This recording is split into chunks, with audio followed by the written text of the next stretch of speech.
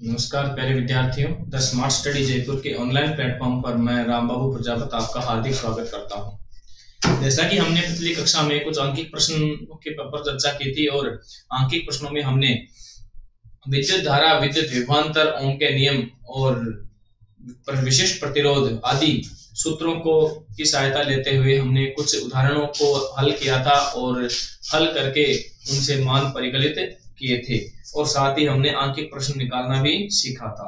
आज हम कुछ और प्रश्नों की श्रृंखला आपके लिए लेकर आए हैं जो आपके लिए काफी महत्वपूर्ण है और माध्यमिक शिक्षा बोर्ड कक्षा 10 के लिए इन प्रश्नों का काफी महत्वपूर्ण योगदान रहने वाला है, क्योंकि कम से कम एक या दो प्रश्न इस पाठ में से अंकिक प्रश्नों के रूप में पूछे जाते हैं। तो हम आज का पहला प्रश्न यहाँ पर लेकर आए हैं।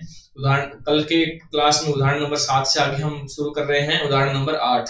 तो देखिए उदाहरण नंबर 8 में प्रश्न आपके दे रखा है कि एक विद्युत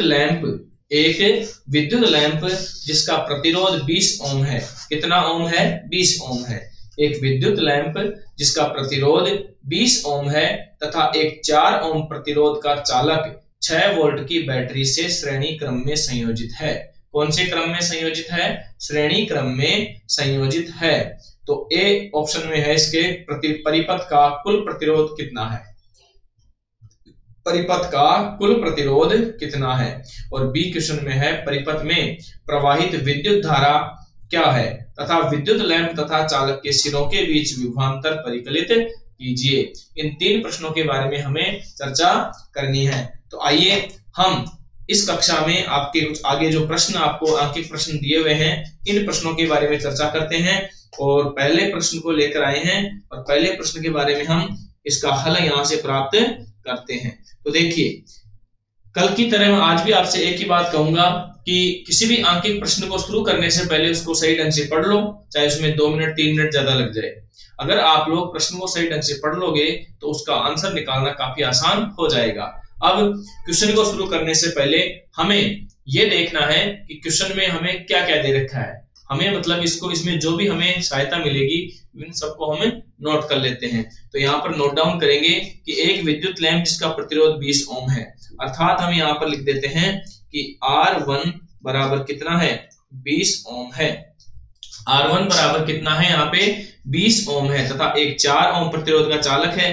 तो बताइए R2 बराबर कितना हो जाएगा? R2 बराबर हो जाएगा 4 ओम प्रतिरोध का चालक 6 वोल्ट की बैटरी से श्रेणी क्रम में संयोजित है। विभवांतर कितना है? 6 वोल्ट। कितना है? 6 वोल्ट। और संयोजन कैसा है? श्रेणी क्रम संयोजन। श्रेणी क्रम संयोजन। बताइए संयोजन कौन सा दे रखा है प्रश्न में? श्रेणी क्रम संयोजन यहाँ पर दे रखा है। और ए ऑप्शन है, ए ऑप्शन में हमें क्या ज्ञात करना है? परिपथ का कुल प्रतिरोध ज्ञात करना है। परिपथ का कुल प्रतिरोध हमें ज्ञात करना है। तो देखिए परिपथ का कुल प्रतिरोध वो भी कौन से क्रम में? श्रेणी क्रम में। तो बताइए श्रेणी क्रम में हमने परिपथ का जो कुल प्रतिरोध या तुल्य प्रतिरोध निकाला था उसका सूत्र क्या था? तो देखिए यहाँ पर R1 और R2 दो ही प्रतिरोध दे रखे हैं, तो हम लिखेंगे कुल प्रतिरोध R बराबर R1 प्लस R2। R बराबर क्या हो जाएगा? R1 plus R2। R बराबर क्या हो जाएगा? R1 plus R2। तो देखिए R का मान यहाँ पर क्या हो जाएगा? R1 का मान कितना है? 20 प्लस R2 का मान कितना है? 4। 20 और 4 कितने होते हैं? 24 ओम। तो बताइए कुल प्रतिरोध कितना हो गया? तो हम लिखेंगे अतः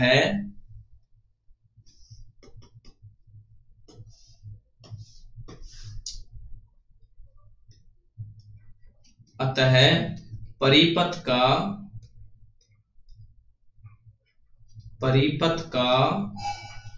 कुल प्रतिरोध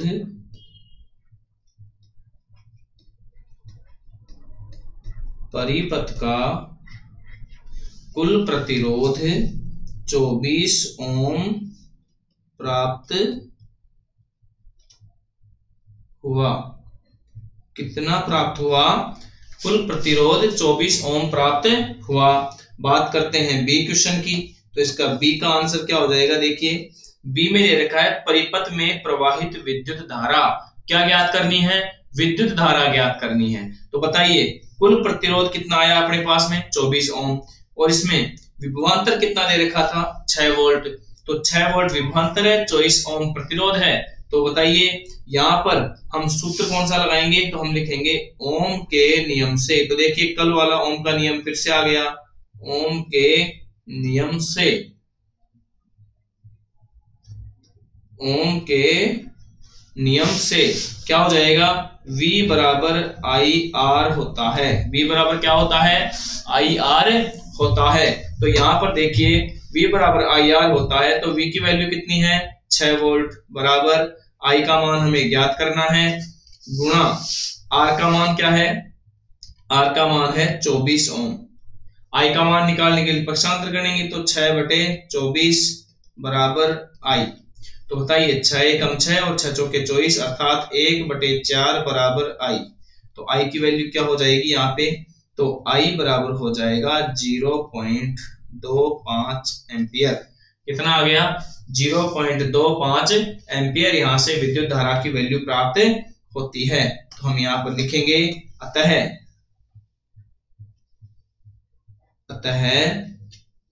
परिपथ में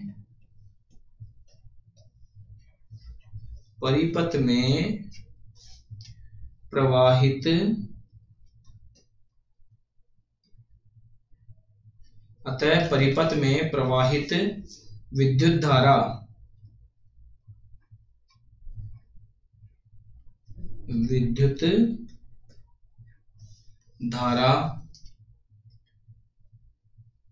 कितनी होगी? प्रवाहित विद्युत धारा 0.25 एम्पियर होगी।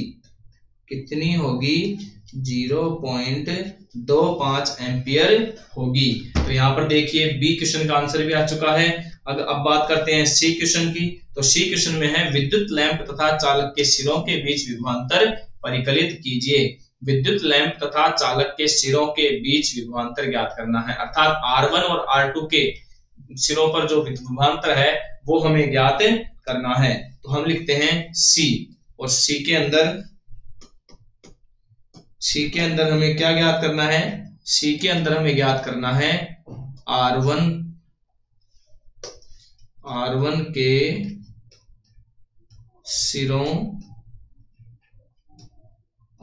के सिरों पर उत्पन्न विभवांतर। किसके सिरों पर?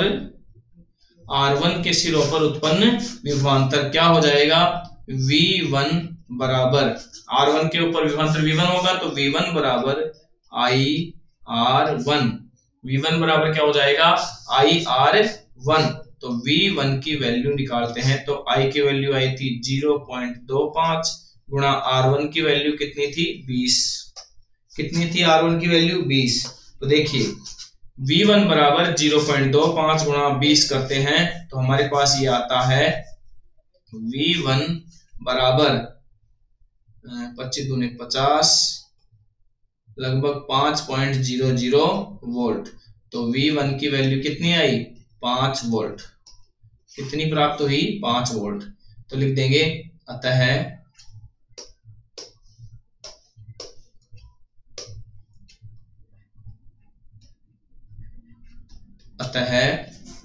R1 या विद्युत लैंप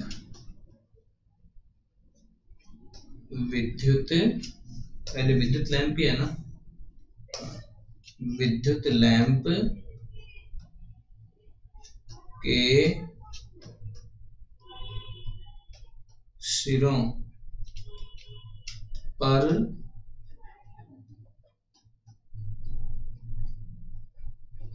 उत्पन्न विभवांतर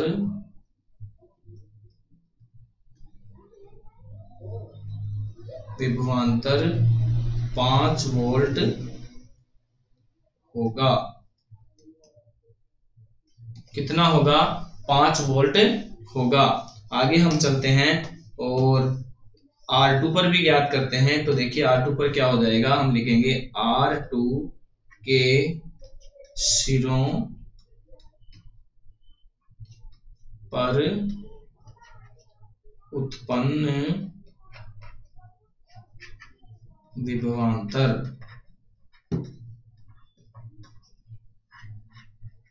R2 के सिरों पर उत्पन्न विभवांतर V2 बराबर हो जाएगा IR2।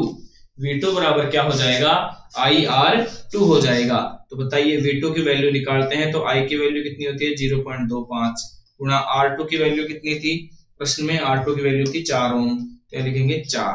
तो V2 बराबर कितना आ गया यहाँ पे 2500 अर्थात 1.00 वोल्ट। तो V2 की वैल्यू हो गई 1 वोल्ट। कितने वोल्ट, 1 वोल्ट। तो लिख देंगे अतः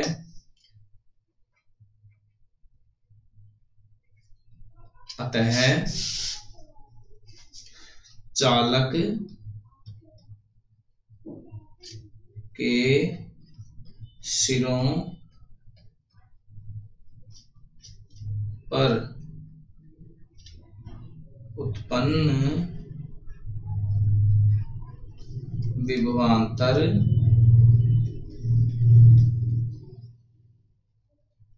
1 वोल्ट होगा।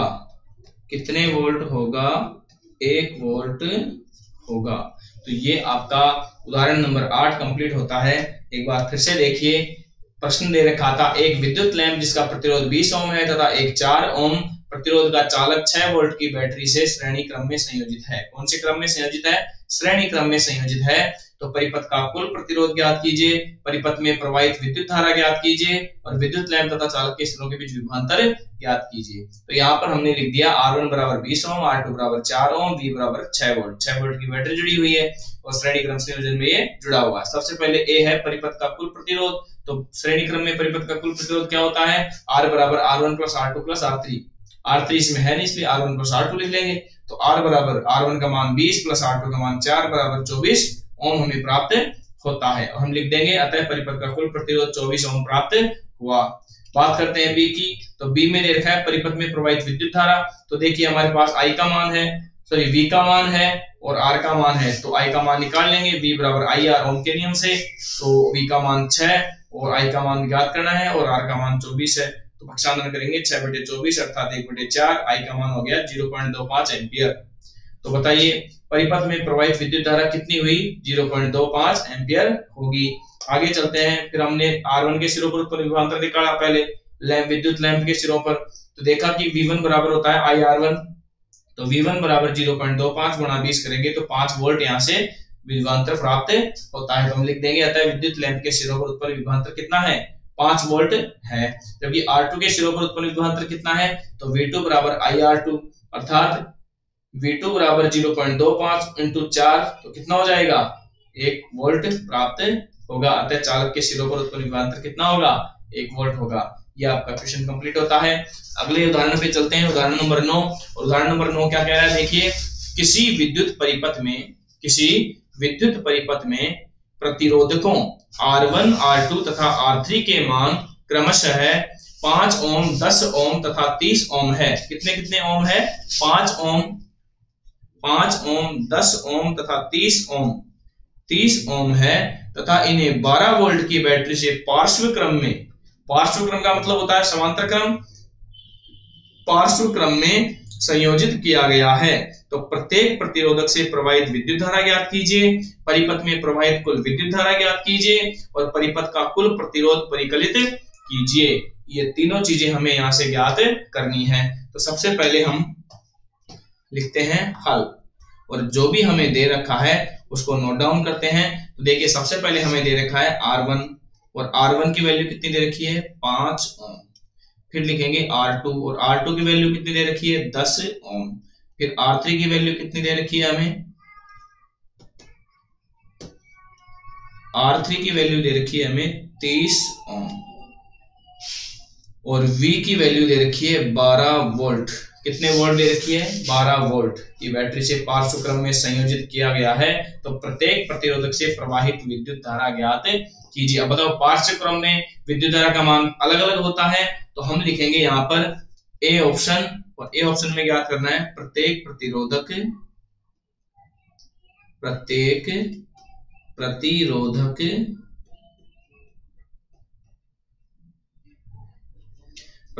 प्रतिरोधक से प्रवाहित विद्युत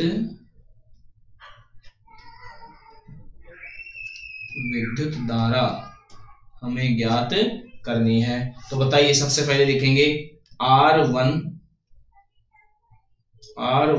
में प्रवाहित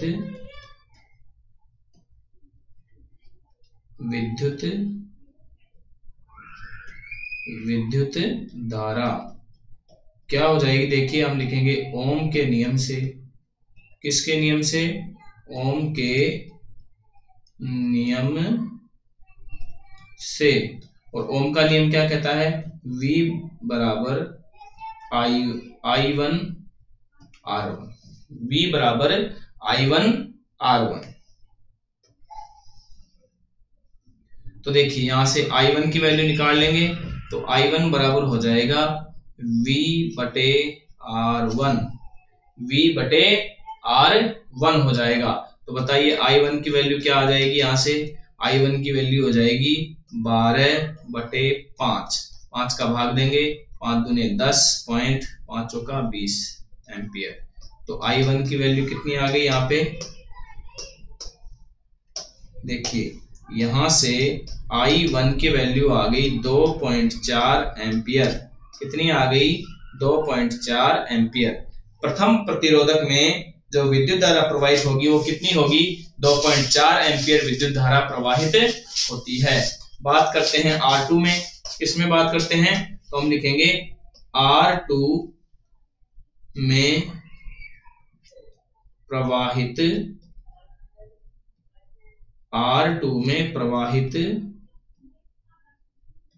विद्युत धारा। और R2 में प्रवाहित विद्युत धारा क्या हो जाएगी, I2 बराबर V बटे R2। I2 बराबर क्या हो जाएगा, V बटे R2 हो जाएगा। तो I2 बराबर V की वैल्यू कितनी है, 12 वोल्ट बटे R2 की वैल्यू कितनी है, 10 ओम। तो आंसर आएगा 1.2 एम्पियर। कितना आएगा, 1.2 एम्पियर। तो हम लिख देंगे कि यहां से I2 की वैल्यू हमें प्राप्त होती है 1.2 एम्पियर। कितने एम्पियर प्राप्त होती है, 1.2 एम्पियर। यहां से हमें दूसरे प्रतिरोधक में विद्युत धारा प्राप्त होती है। बात करते हैं R3 की, तो लिखेंगे R3 में प्रवाहित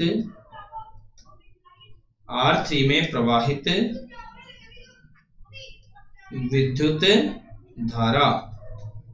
और बताइए क्या हो जाएगी, I3 बराबर हो जाएगा V बटे R3। I3 बराबर क्या हो जाएगा, V बटे R3। तो I3 बराबर V की वैल्यू 12 बटे R3 की वैल्यू 30। कितनी हो गई, 30।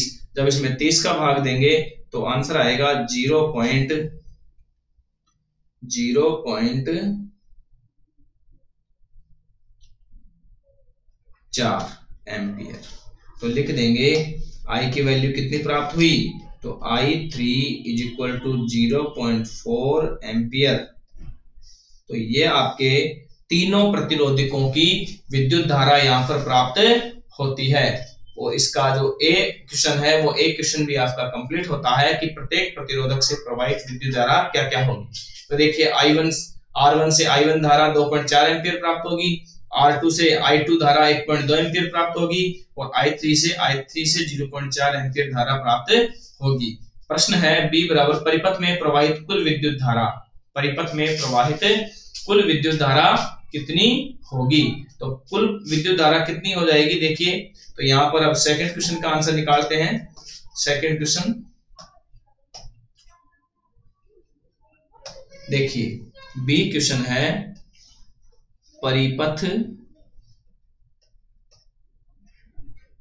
परिपथ में प्रवाहित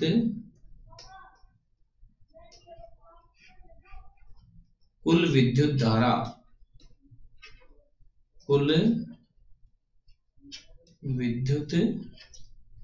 धारा और बताइए क्या हो जाएगी।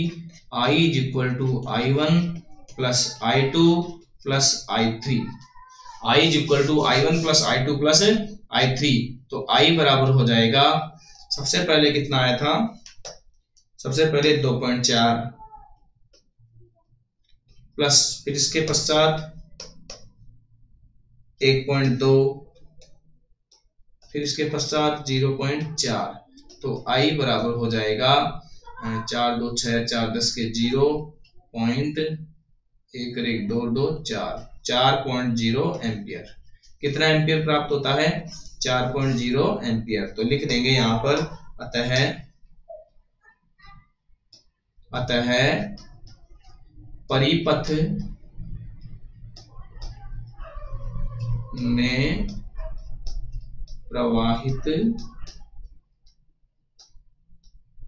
परिपथ में प्रवाहित कुल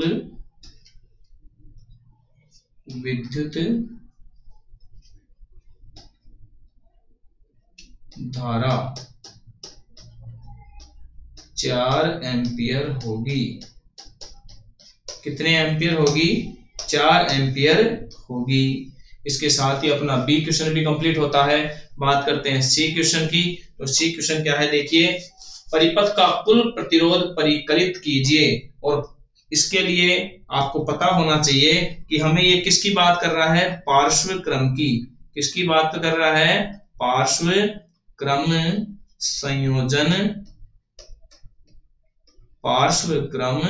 संयोजन का कुल प्रतिरोध ज्ञात करने की बात कर रहा है। और आपको पता होना चाहिए कि पार्श्वक्रम संयोजन का जो कुल प्रतिरोध ज्ञात करने का सूत्र होता है वो होता है 1/R बराबर 1/R1 plus 1/R2 plus 1/R3।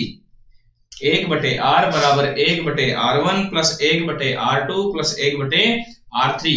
ये क्या होता है, पार्श्वक्रम संयोजन का कुल प्रतिरोध का सूत्र होता है। तो यहां से हम लिखते हैं 1/R बराबर 1/R1 की वैल्यू कितनी है, R1 की वैल्यू है 5 ओम, कितनी है 5, प्लस 1/R2 की वैल्यू कितनी है 10, तो 1/10 प्लस R3 की वैल्यू 1/30। R3 की वैल्यू कितनी है, R3 की वैल्यू है 30 ओम, तो लिख देंगे 1/30। 1/R बराबर तीनों का क्या ले लेंगे, एलसीएम कितना आएगा, तीनों का एलसीएम कितना आएगा, देखिए 5 10 और 30, इनका एलसीएम आ जाएगा 30। कितना आ जाएगा, 30 इनका एलसीएम प्राप्त होता है।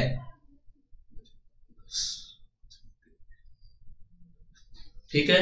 अब यहां पर 5 6 30 6 एकम 6 प्लस 10 3 30 3 एकम 3 प्लस 30 एकम 30 1 6 3 और 1 10। तो बताइए 1/R की वैल्यू कितनी आ गई, 10/30। 0 से 0 गया। अब यहाँ पर हम क्या करेंगे, देखिए हम लिखेंगे दोनों पक्षों का। यहाँ पर हमें प्राप्त होता है 1/R बराबर 1/3। लिखेंगे दोनों पक्षों का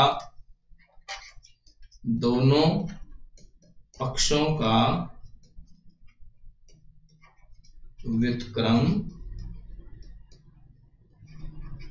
करने पर, दोनों पक्षों का व्युत्क्रम करने पर, तो R बराबर हो जाएगा 3 ओम। कितना ओम हो जाएगा, 3 ओम। तो हम लिखेंगे अतः परिपथ का कुल प्रतिरोध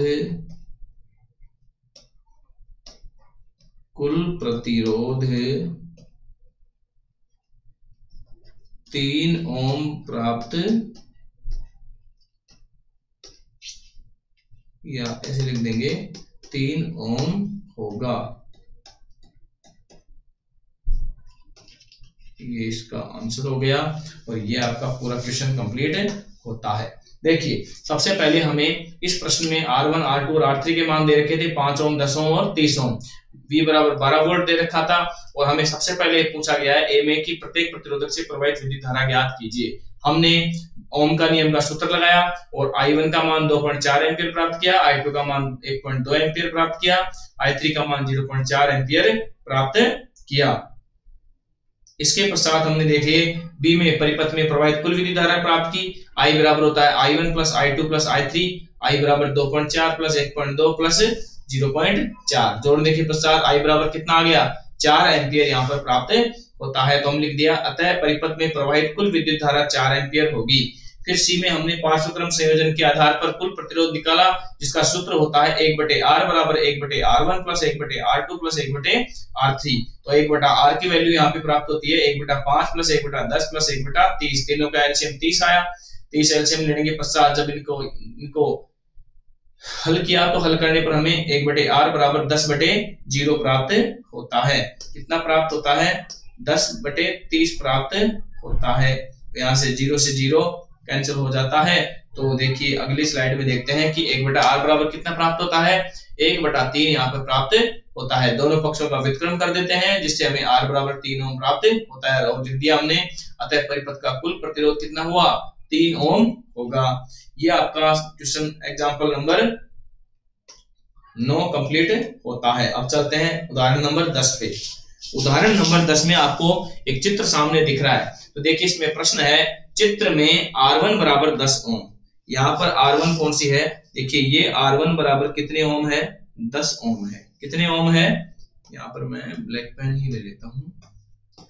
R1 बराबर कितने ओम है 10 ओम है। फिर कह रहा है R2 बराबर 40 ओम। ये कितने ओम हो गया 40 ओम हो गया। R3 बराबर 30 ओम। ये R3 कितने ओम हो गया 30 ओम। R4 बराबर 20 ओम। ये R4 बराबर कितने ओम हो गया 20 ओम हो गया। और R5 बराबर 60 ओम। ये हो गया 60 ओम। इस प्रकार से 5 प्रतिरोधक इस परिपथ में हमें दे रखे हैं तथा प्रतिरोधकों के इस विन्यास को 12 वोल्ट की बैटरी से जोड़ा गया है। कितने वोल्ट की बैटरी से जोड़ा गया है 12 वोल्ट की बैटरी से संयोजित किया जाता है। तो परिपथ में कुल प्रतिरोध तथा परिपथ में प्रवाहित कुल विद्युत धारा परिकलित कीजिए। हमें यहाँ से परिपथ में कुल प्रतिरोध ज्ञात करना है और परिपथ में प्रवाहित कुल विद्युत धारा ज्ञात करनी है। तो देखिए प्रश्न को शुरू करते हैं। उससे पहले सब कुछ नोट डाउन कर लेते हैं कि हमें प्रश्न में क्या क्या दे रखा है। तो देखिए यहाँ से हमें R1 की वैल्यू दे रखी है 10 ओम, R2 की वैल्यू दे रखी है 40 ओम। और इस चित्र को देखने पर हमें क्या पता चल रहा है जब हम चित्र को देखते हैं तो चित्र में हमें R1 और R2 दोनों समांतर क्रम में अर्थात पार्श्व क्रम में दिखाई देते हैं। तो R1 बराबर 10 ओम है, R2 बराबर 40 ओम है। 40 ओम दोनों कौन से क्रम में है दोनों पार्श्व क्रम में है। पार्श्व क्रम में है। कौन से क्रम में है पार्श्व क्रम में। जबकि R3 बराबर 30 ओम, R4 बराबर 20 ओम तथा R5 बराबर 60 ओम। ये तीनों भी क्या है ये तीनों भी कौन से क्रम में है तीनों पार्श्व क्रम में है। देखिए R1 और R2 दोनों पार्श्व क्रम में दिख रहे हैं जबकि R3, R4, R5 ये तीनों भी कौन से क्रम में हैं ये तीनों भी पार्श्व क्रम में उपस्थित है। यहां पर हमें एक चीज दिख रही है कॉमन कि R1 और R2 का यदि हम कुल प्रतिरोध निकालते हैं तो इसका कुल प्रतिरोध और R3, R4, R5 का कुल प्रतिरोध दोनों के दोनों ये दोनों किस क्रम में हो जाएंगे फिर श्रेणी क्रम में हो जाएंगे। तो हम पहले तो R1 और R2 में पार्श्व क्रम का सूत्र लगाएंगे, फिर R3, R4, R5 में पार्श्व क्रम का सूत्र लगाएंगे और फिर दोनों का जब परिणामी प्रतिरोध आ जाएगा तो उनमें हम कौन सा सूत्र लगा देंगे श्रेणी क्रम संयोजन का सूत्र लगा देंगे। क्योंकि देखिए पहले पार्श्व क्रम में है फिर उसके पश्चात दोनों कौन से क्रम में हो जाएंगे श्रेणी क्रम में हो जाएंगे। तो यहाँ पर हम सबसे पहले क्या लिखेंगे R1 व R2 का कुल प्रतिरोध। तो यहाँ पर हम लिखते हैं देखिए सबसे पहले हम शुरुआत करते हैं इसकी R1 व R2 के मध्य कुल प्रतिरोध, और हमने ये लिख भी दिया है कि ये कौन से क्रम में है, पार्श्व क्रम में। तो सूत्र हो जाएगा 1/R बराबर 1/R1 plus 1/R2, 1/R1 plus 1/R2। तो देखिए यहां पर 1/R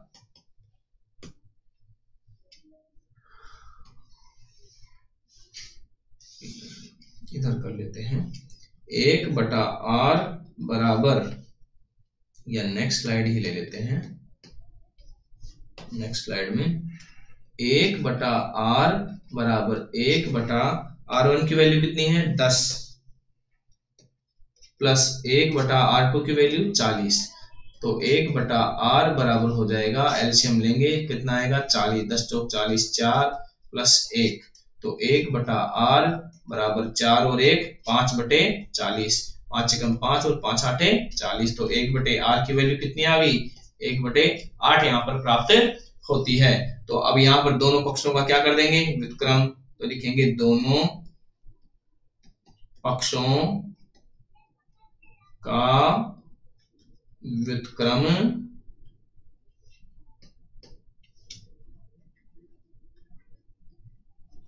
करने पर, दोनों पक्षों का व्युत्क्रम करने पर R की वैल्यू कितनी आ जाएगी 8 ओम प्राप्त होती है। कितनी ओम प्राप्त होती है 8 ओम प्राप्त होती है। आगे चलते हैं, हम लिखते हैं R3, R4 तथा R5 का कुल प्रतिरोध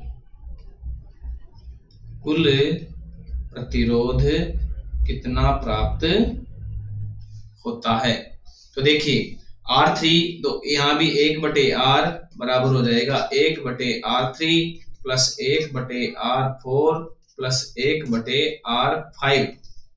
तो बताइए 1/R बराबर क्या हो जाएगा, 1/R3 की वैल्यू कितनी थी 30 ओम, तो 1/30 प्लस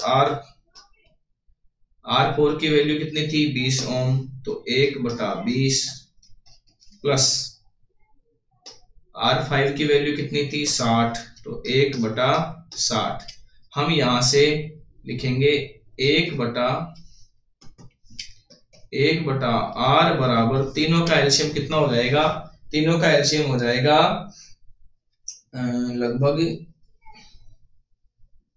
10 तिया 30, 30 दूनी 60, एलसीएम कितना हो गया 60 हो गया। तो देखिए 30 दूनी 60, 2 एकम 2, 20 तिया 60, 3 एकम 3, 60 एकम 60। तो 1/R की वैल्यू हमें प्राप्त होती है 3 और 2 5 और 1 6/60, 6 एकम 6, 6 दाई 60। अर्थात हम यहाँ पर लिख देंगे कि हमें 1/R की वैल्यू 1/10 प्राप्त होती है। लिखेंगे दोनों पक्षों का व्युत्क्रम, दोनों पक्षों का व्युत्क्रम करने पर, दोनों पक्षों का व्युत्क्रम करने पर R बराबर क्या हो जाएगा 10 ओम यहां से प्राप्त होता है। R बराबर कितना प्राप्त होता है 10 ओम प्राप्त होता है। हम यहां पर लिखते हैं आगे हम इसमें नेक्स्ट स्लाइड में लिखते हैं कि हम जो R1 व R2 की वैल्यू आई थी, तो उसको तो हमने R1 और R2 और R3, R4, R5 वे दोनों कौन से क्रम में हो जाएंगे श्रेणी क्रम में। तो हम सूत्र लगाएंगे श्रेणी क्रम संयोजन से। कौन से संयोजन से, श्रेणी क्रम संयोजन से। और श्रेणी क्रम संयोजन से R बराबर हो जाएगा RA प्लस RB। एक को A मान लिया हमने, एक लूप को A मान लिया है, दूसरे को B मान लिया है। तो यहां पर कुल प्रतिरोध हो जाएगा R बराबर देखिए एक का तो हमारे पास आया था 8 ओम और दूसरे का आया था 10 ओम। तो 8 प्लस 10 बराबर 18 ओम। अर्थात R की वैल्यू कितनी प्राप्त हुई है, 18 ओम। तो हम लिख देंगे यहां पर क्या हो जाएगा, अतः परिपथ का कुल प्रतिरोध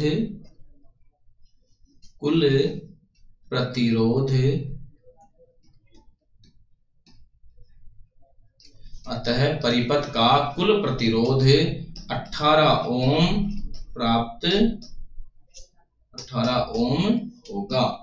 कितना होगा, 18 ओम होगा। यह आपका ए पार्ट कंप्लीट होता है। देखिए एक बार फिर से चलते हैं।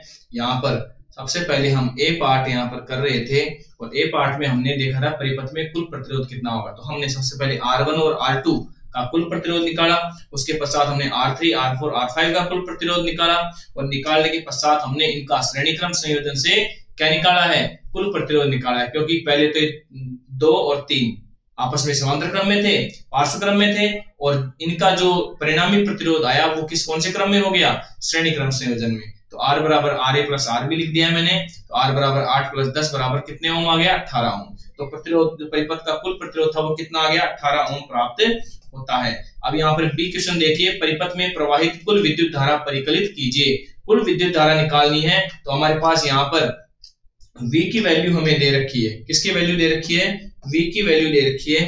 तो B में हम देखते हैं हमें क्या ज्ञात करना है, परिपथ की, हमें ज्ञात करना है परिपथ की, परिपथ में प्रवाहित विद्युत धारा, परिपथ में प्रवाहित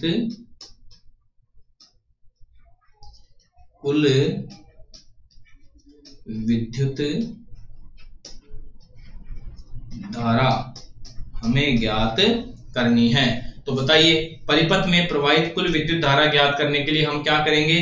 तो सबसे पहले देखिए V की वैल्यू कितनी थी, V की वैल्यू थी 12 वोल्ट। कितने वोल्ट थी, 12 वोल्ट। और बताइए R का वैल्यू कितनी आ गई, 18 ओम।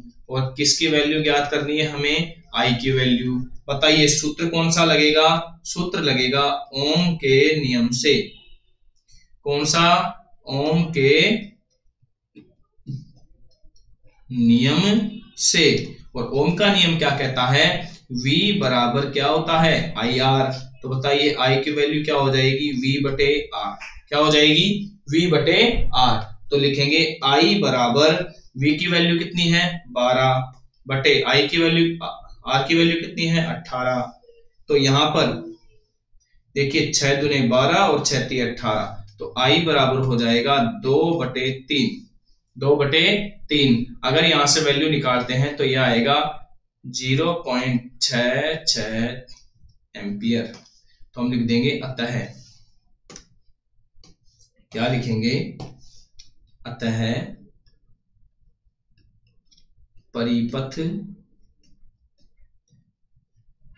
परिपथ में प्रवाहित कुल विद्युत धारा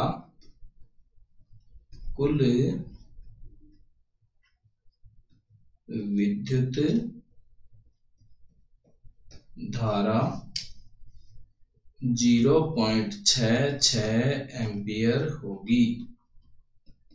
कितनी होगी, 0.66 एम्पियर होगी। ये आपका एग्जाम्पल नंबर 10 कंप्लीट होता है। बात करते हैं एग्जाम्पल नंबर 11 की। किसकी बात करते हैं, एग्जाम्पल नंबर 11। और एग्जाम्पल नंबर 11 को सबसे पहले हम पढ़ते हैं कि इस प्रश्न में हमें क्या कहा गया है और क्या ज्ञात करने के लिए बोला गया है। तो देखिए प्रश्न है, किसी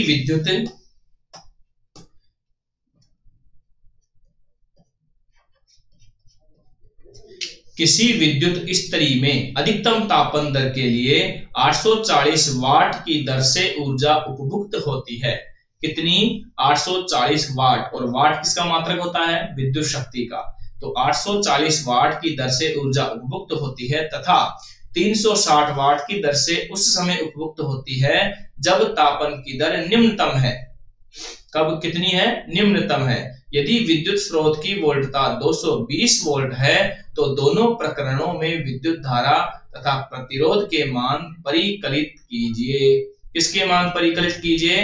विद्युत धारा और प्रतिरोध के मान परिकलित कीजिए। तो सबसे पहले तो यहां से नोट डाउन करेंगे कि विद्युत स्तरी में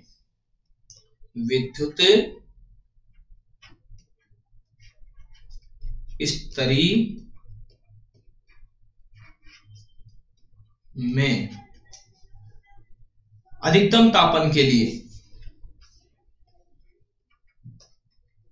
अधिकतम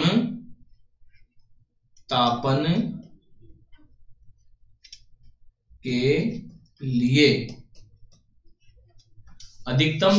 के लिए विद्युत शक्ति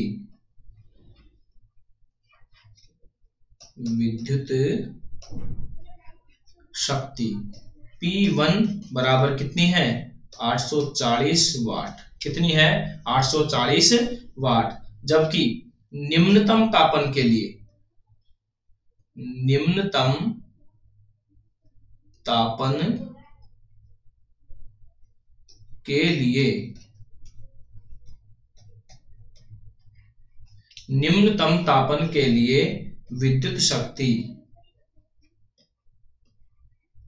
विद्युत शक्ति कितनी है? P2 बराबर 360 वाट। आगे बात समझ में। शक्ति दे रखी है और V की वैल्यू कितनी दे रखी है? 220 वोल्ट। कितने वोल्ट? 220 वोल्ट। हमें क्या पूछा गया है? ये तो हमने प्रश्न में जो देखा उसको लिखा है कि प्रश्न में हमें दे रखा है अधिकतम तापन के लिए तो विद्युत शक्ति 840 वाट है, जबकि निम्नतम तापन के लिए विद्युत शक्ति 360 वाट है। और दोनों ही स्थिति में विद्युत स्रोत से जो वोल्टता प्राप्त हो रही है वो कितनी है? 220 वोल्ट है। तो दोनों प्रकरणों में विद्युत धारा तथा प्रतिरोध के मान परिकलित कीजिए। हम लिखेंगे यहां पर हम जानते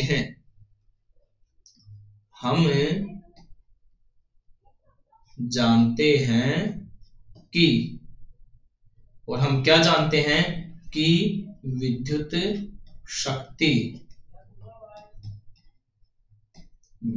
शक्ति P बराबर होता है VI।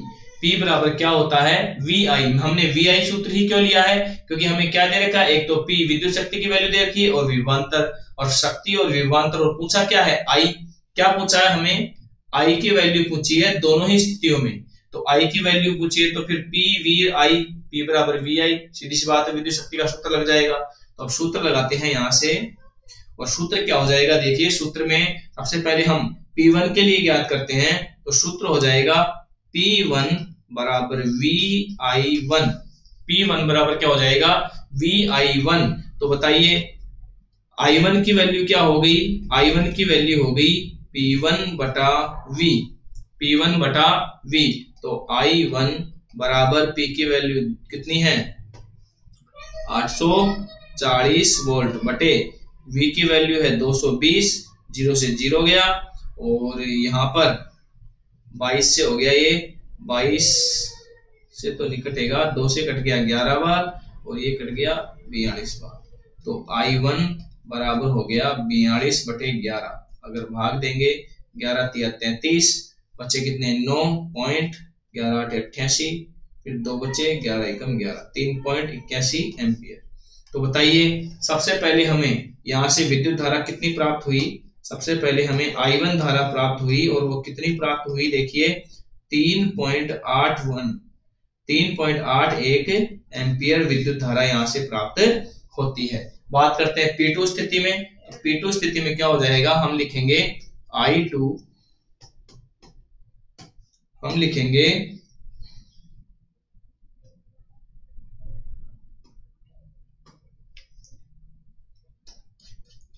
I2 बराबर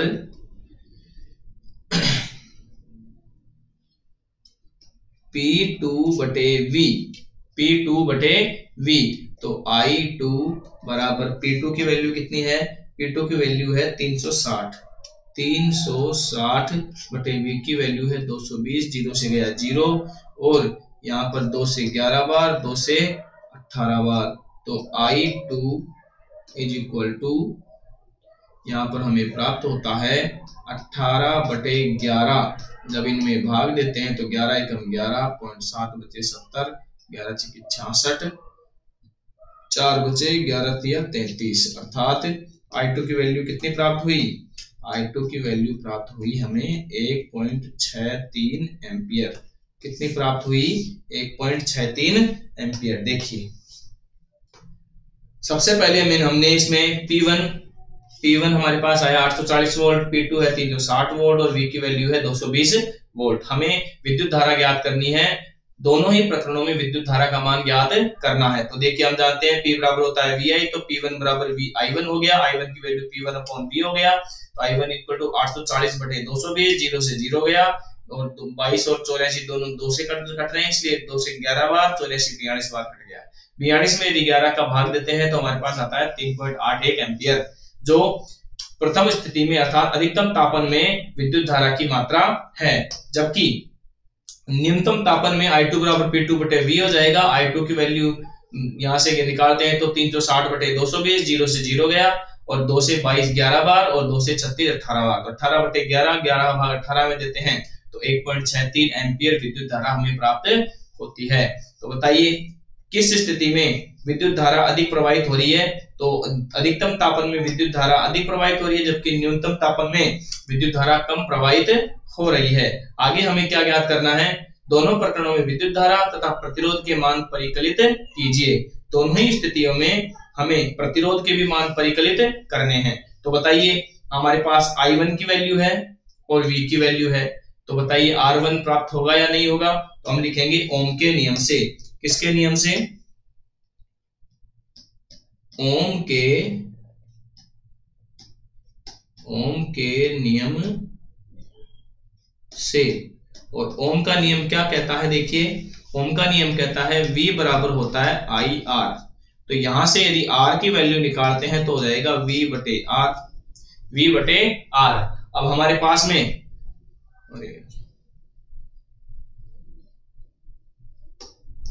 V/I, R की वैल्यू हो जाएगा V/I। परंतु हमारे पास I की वैल्यू यहां से हम R1 निकालेंगे तो R1 की वैल्यू हो जाएगी V/I1। तो बताइए R1 की वैल्यू क्या हो जाएगी? V की वैल्यू है 220 और I1 की वैल्यू क्या है? यहां से I1 की वैल्यू यहां से है कितनी है? हम यहां रखेंगे 42/11। कितनी रखेंगे? 42/11। 42/11। तो R1 = हो जाएगा 220/42 गुणा 11। तो यहां पर यदि भाग देते हैं तो ये हो जाएगा,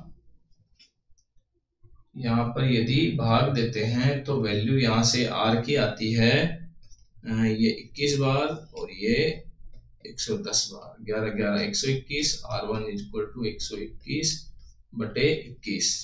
21 का भाग देते हैं तो यह आता है 21 का भाग देने पर 21 पंजे 105, बचे कितने? 16, 160 हो गए और 21 सत्ते 147 पॉइंट, 21 सत्ते 147, 13 बचे 130 हो गए, 21 छिकी 126, 57.6 ओम। तो देखिए R1 की वैल्यू कितनी प्राप्त होती है? 57.6 ओम। यहां से R1 की वैल्यू प्राप्त होती है। बात करते हैं R2 की। तो देखिए यहां से R2 बराबर क्या हो जाएगा? R2 बराबर हो जाएगा V/I2। V/I2। तो R2 बराबर हो जाएगा यहां से V की वैल्यू 220 बटे I2 की वैल्यू है 18/11। 18/11। तो ये हो जाएगा R2 बराबर 220 गुणा 11/18। 2 से काटेंगे, 2 9 में 18 और ये हो जाएगा 110। अर्थात R2 = 121/9। 9 का यदि भाग देते हैं, यदि 9 का भाग देते हैं तो R2 की वैल्यू आती है 9 एकम 9, 3 बचे 31, 9 तिया 27, 4 बचे 40, 9 चौक 36.9 चौक 36। अर्थात R2 की वैल्यू आ गई है 134.4 ओम। R2 बराबर 134.4 ओम हमें प्राप्त होता है। ये दोनों ही स्थितियों में हमने R1 और R2 दोनों की वैल्यू प्राप्त कर ली है। देखिए सबसे पहले हमने विद्युत स्त्री में दोनों ही स्थितियों से हमने I1 और I2 की वैल्यू निकाली। उसके पश्चात हमने दोनों ही प्रकरणों में R1 और R2 की वैल्यू भी प्राप्त कर ली है। किसके नियम से? ओम के नियम से। अब नेक्स्ट क्वेश्चन पे चलते हैं, उदाहरण नंबर 12। और उदाहरण नंबर 12 में हमें क्या कहा गया है, देखिए उदाहरण नंबर 12 हमसे क्या निकलवा रहा है। प्रश्न है, किसी 4 ओम प्रतिरोधक से प्रति सेकंड 100 जूल ऊष्मा उत्पन्न हो रही है। कितनी ऊष्मा? 100 जूल ऊष्मा उत्पन्न हो रही है। प्रतिरोधक के सिरों पर विभवांतर क्या होगा? प्रतिरोधक के सिरों पर विभवांतर क्या होगा? तो यहाँ पर देखिए 4 ओम तो प्रतिरोध दे रखा है। क्या दे रखा है? प्रतिरोध। 4 ओम तो यहाँ पर प्रतिरोध दे रखा है और प्रति सेकंड 100 जूल यहाँ पर ऊष्मा उत्पन्न हो रही है। तो प्रतिरोधक के सिरों पर विभवांतर कितना होगा, ये हमसे पूछा गया है। तो इसके लिए देखिए सबसे पहले तो लिखिए हमें क्या क्या दे रखा है। तो हमें एक तो R की वैल्यू दे रखी है कितनी? 4 ओम। फिर हमें समय दे रखा है प्रति सेकंड, अर्थात 1 सेकंड का समय हमें दे रखा है। 1 सेकंड यहाँ पर समय हमें दे रखा है। और ऊष्मा यानी कि H की वैल्यू कितनी दे रखी है? 100 जूल। H की वैल्यू कितनी दे रखी है? 100 जूल दे रखा है। तो बताइए यहां से क्या चाहिए हमें? HRT और इसके साथ में I भी आता है। तो I की वैल्यू हमें यहां से ज्ञात करनी है। बताइए कौन सा सूत्र लगेगा? तो हम लिखेंगे जूल के तापन नियम से। किसके नियम से? जूल के तापन नियम से। जूल के तापन नियम से। अब जूल के तापन नियम से सूत्र लगेगा H बराबर I स्क्वायर RT। H बराबर I स्क्वायर RT। H की वैल्यू कितनी है? 100 बराबर I स्क्वायर की वैल्यू पता नहीं है, गुणा R की वैल्यू 4 गुणा 1। तो देखिए ये हो जाएगा I स्क्वायर बराबर 4 एकम 4, तो 100/4 हो जाएगा। तो I स्क्वायर की वैल्यू प्राप्त होगी 25। 4 का भाग 100 में देंगे तो कितनी बार जाएगा? 25 बार। तो I स्क्वायर की वैल्यू कितनी प्राप्त होती है? 25 प्राप्त होती है। अब यहाँ पर I का स्क्वायर हो रहा है तो 25 किसका स्क्वायर होता है? 5 का। तो हम लिख देंगे यहाँ पर 5 का स्क्वायर। तो स्क्वायर से स्क्वायर गया, तो देखिए स्क्वायर से स्क्वायर गया तो I इज इक्वल टू कितना प्राप्त हुआ? 5 एम्पियर। बताइए I की वैल्यू कितनी आई? 5 एम्पियर। यहाँ से I की वैल्यू प्राप्त होती है। और R की वैल्यू कितनी है? 4 ओम। तो बताइए प्रतिरोधक के सिरों पर विभवांतर कैसे निकालेंगे? हमारे पास R की वैल्यू है, I की वैल्यू है, तो हम कौन सा सूत्र लगाएंगे? ओम का नियम। लिखेंगे ओम के नियम से। किसके नियम से? ओम के नियम से। V बराबर होता है IR। V बराबर क्या होता है? IR होता है। तो V बराबर I की वैल्यू कितनी है? 5 ओम। 5 एम्पियर गुणा R की वैल्यू है 4। तो बताइए V की वैल्यू कितनी हो गई? 5 चौके 20 वोल्ट। कितने वोल्ट हो गई? 20 वोल्ट यहाँ पर हो गई। अतः हम लिख देंगे अतः प्रतिरोधक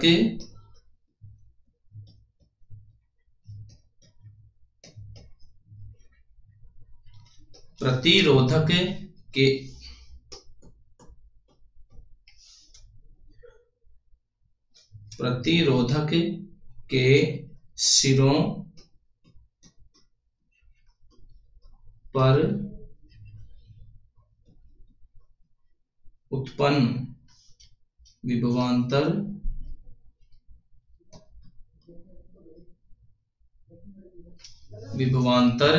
कितना होगा? 20 वोल्ट होगा। कितना होगा? 20 वोल्ट होगा। नेक्स्ट क्वेश्चन पे चलते हैं। अगला प्रश्न है, कोई विद्युत बल्ब। अगला प्रश्न क्या है? कोई विद्युत बल्ब 220 वोल्ट के जनित्र से संयोजित है। किससे संयोजित है? 220 वोल्ट के जनित्र से संयोजित है। अर्थात यहाँ पर V की वैल्यू कितनी है? 220 वोल्ट।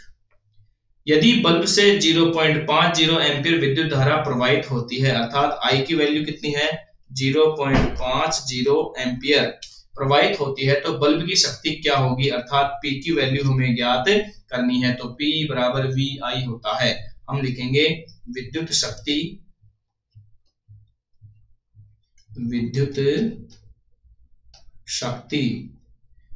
P बराबर क्या होता है VI। तो बताइए P बराबर V की वैल्यू कितनी है 220 गुणा I की वैल्यू कितनी है 0.50 गुणा करेंगे तो P की वैल्यू कितनी प्राप्त होती है 0 0 5 दूनी 10 के 0 5 दूनी 10 और 1 11 2 हम छोड़ के पॉइंट लग जाएगी वाट। तो बताइए हम लिखेंगे अतः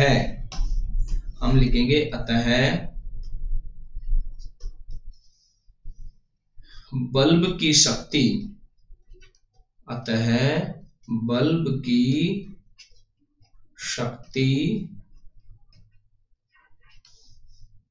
कितनी है 110 वाट है और ये अपना आंसर हो जाएगा।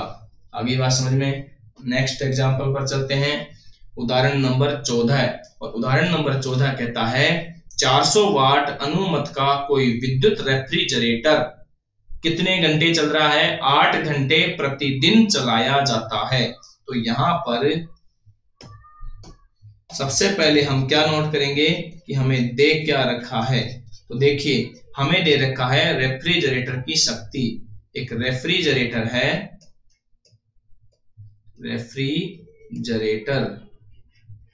और रेफ्रिजरेटर की शक्ति P बराबर कितनी है 400 वाट दे रखी है और समय कितना है T की वैल्यू है 8 घंटे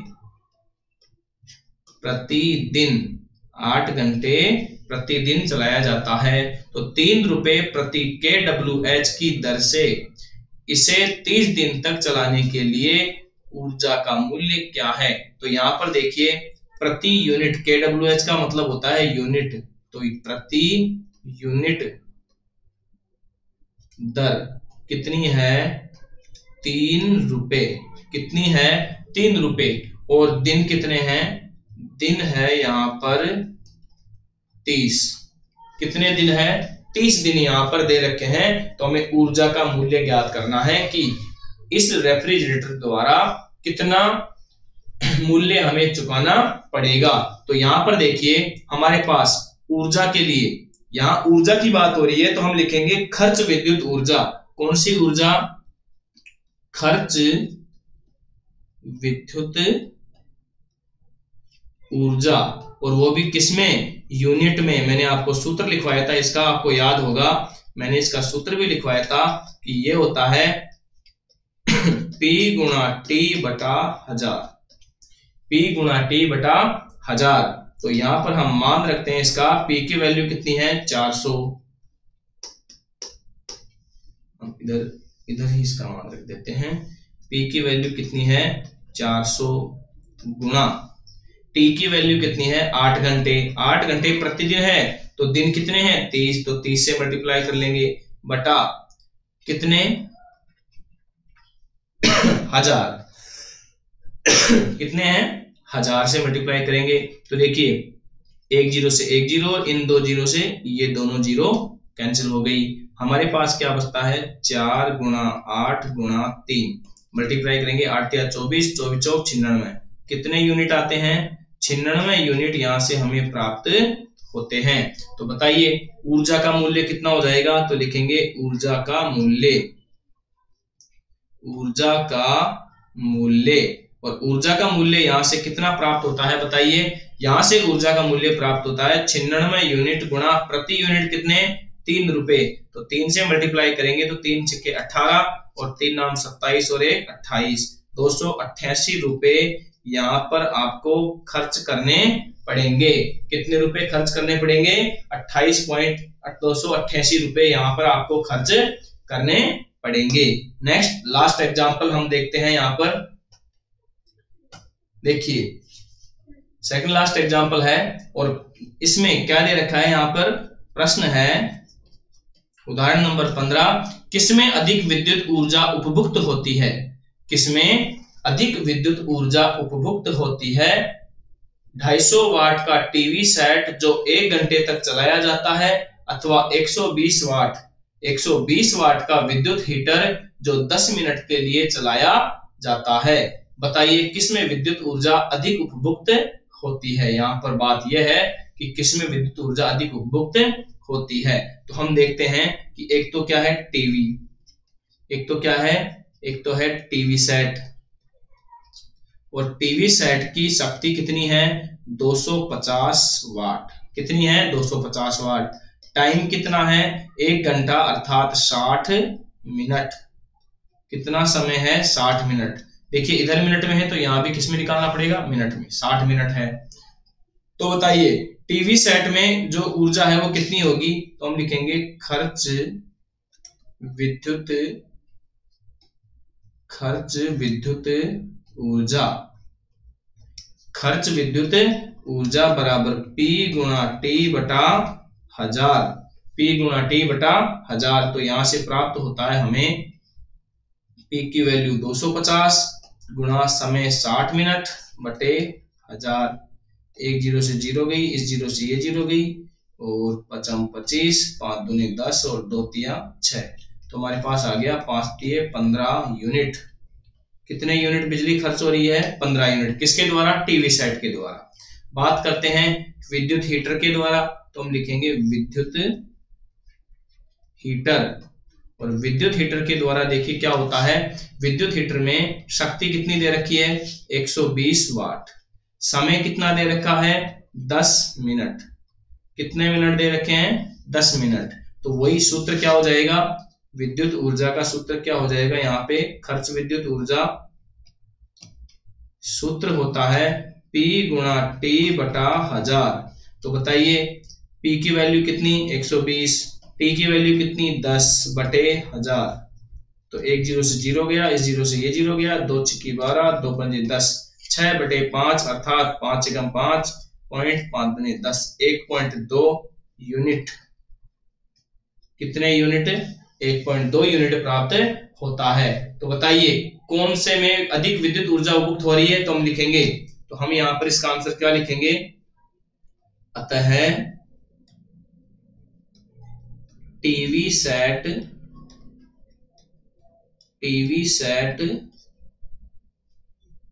अधिक ऊर्जा, टीवी सेट में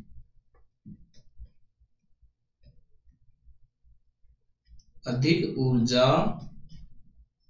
उपभुक्त होती है। किसमें होती है? टीवी सेट में अधिक ऊर्जा उपभुक्त होती है। ये आपका क्वेश्चन कंप्लीट होता है। नेक्स्ट अगले क्वेश्चन पे चलते हैं हम, और क्वेश्चन है यहाँ पर, इसको भी देखिए जल्दी से कर लेते हैं क्योंकि क्लास का टाइम हो गया है, तो हम इस क्वेश्चन को भी कंप्लीट कर लेते हैं। और क्वेश्चन है 8 ओम प्रतिरोध का कोई विद्युत हीटर विद्युत मेंस में से 2 घंटे तक 15 एम्पीयर विद्युत धारा लेता है। हीटर में उत्पन्न ऊष्मा की दर परिकलित कीजिए। हमें दे रखा है R बराबर 8 ओम। कितने ओम दे रखा है? 8 ओम। समय कितना दे रखा है? समय दे रखा है 2 घंटे। कितने घंटे दे रखा है? 2 घंटे। और समय अर्थात T। और I की वैल्यू कितनी दे रखी है? 15 एम्पियर। कितनी दे रखी है? 15 एम्पियर विद्युत धारा लेता है। हीटर में उत्पन्न ऊष्मा की दर परिकलित कीजिए। तो हम यहाँ पर सूत्र कौन सा लगाएंगे? IRT। बताइए सूत्र कौन सा लगेगा? तो हम लिखेंगे जूल के तापन नियम से। जूल के तापन नियम से। जूल के तापन नियम से बताइए क्या हो जाएगा? H बराबर I स्क्वायर RT।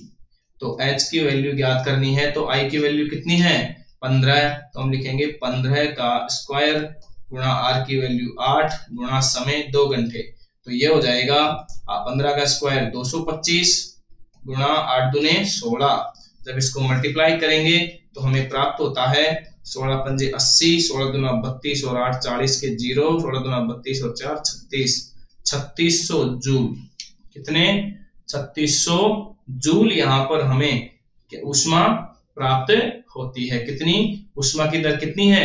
3600 जूल ऊष्मा यहाँ से हमें प्राप्त होती है। तो हम लिख देंगे अतः विद्युत हीटर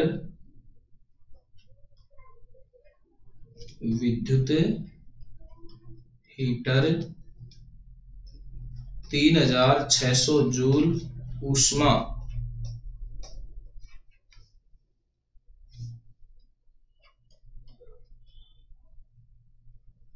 उत्पन्न करता है। आगे बात समझ में? ये आपके क्वेश्चन कंप्लीट होते हैं। अब हम आपको इस पार्ट से संबंधित कुछ महत्वपूर्ण प्रश्नों की बात करते हैं। तो उसमें देखिए सबसे पहले आपके क्वेश्चन क्या क्या बन सकते हैं। प्रश्न इसमें छोटे छोटे प्रश्न तो ऐसे बनेंगे, विद्युत धारा को परिभाषित कीजिए, 1 एम्पीयर की परिभाषा दीजिए, और इसके अलावा विद्युत विभवांतर को परिभाषित कीजिए। तो ये परिभाषाएं तो आपको सबको याद रखनी है, परिभाषाएं तो जितनी भी है वो सब आपको याद रखनी है। इसमें से जो मोस्टली प्रश्न बनते हैं वो या तो आंकिक प्रश्न बनते हैं, जिसको मैंने आपको दोनों क्लासों में आंकिक प्रश्नों के बारे में आपको एक एक प्रश्न आपको बिल्कुल व्याख्या सहित हल करवाया है। तो आपको मैं मानता हूं कि आंकिक प्रश्नों में किसी भी प्रश्न में आपको कोई दिक्कत नहीं आने वाली है, और प्रश्न इसका जरूर आएगा आंकिक प्रश्न का, इसलिए मैंने ये 2 क्लास इसलिए ली है। तो आज हम कुछ प्रश्नों की बात करते हैं। जैसे यहां से प्रश्न बनेगा कि ए मीटर को परिपथ के किस क्रम में संयोजित किया जाता है? किस क्रम में संयोजित किया जाता है?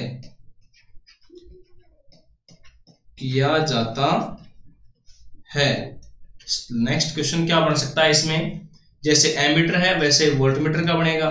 वोल्टमीटर को किस क्रम में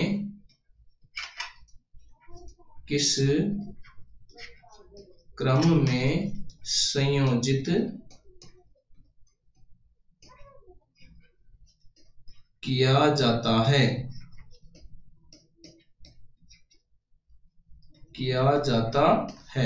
एक प्रश्न ये भी बन सकता है,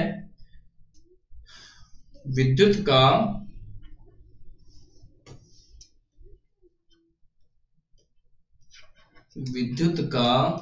सबसे उत्तम चालक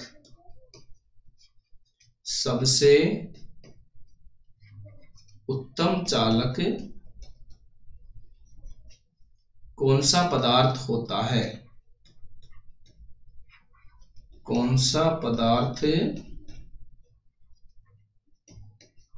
है? एक क्वेश्चन इसमें से ये बनता है, जूल के तापन नियम को समझाइए। जूल के तापन नियम को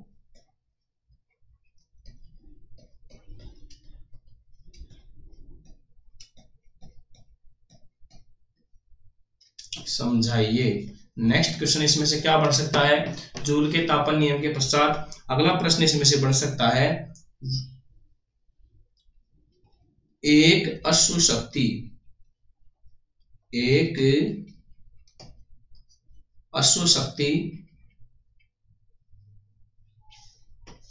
में कितने वाट होते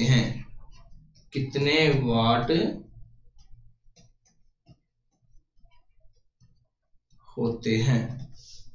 ठीक है।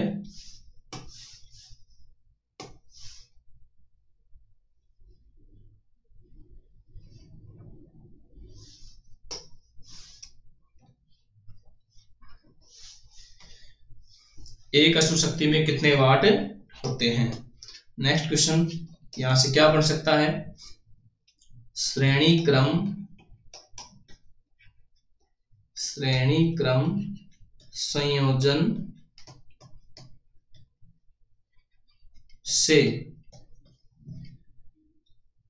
कुल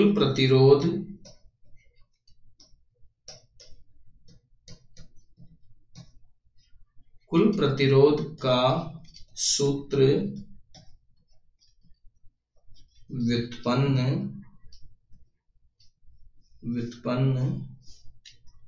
कीजिए।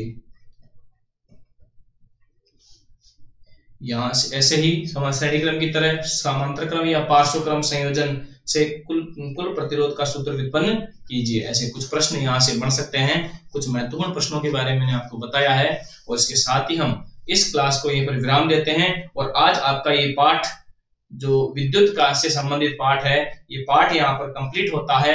नेक्स्ट अगली क्लास में हम एक नया पाठ लेकर आएंगे, तो उसके लिए आप इंतजार कीजिए। द स्मार्ट स्टडी जयपुर के ऑनलाइन क्लासेज में आपको आगे से आगे नए वीडियो मिलते जाएंगे और उनमें कुछ नई बातें और कुछ नए टॉपिक के साथ में हम एक नया अध्याय लेकर आएंगे, पाठ 12, जिसका नाम है विद्युत चुंबकीय सिद्धांत। देखिए, चुंबक और चुंबकत्व के बारे में हम उस पाठ के अंदर पढ़ेंगे, जिसके अंदर हम विद्युत मोटर और विद्युत जनित्र के बारे में भी चर्चा करेंगे। तो आज हम यहाँ पर आपसे विदा लेते हैं। द स्मार्ट स्टडी जयपुर में समय देने के लिए आपका बहुत बहुत धन्यवाद।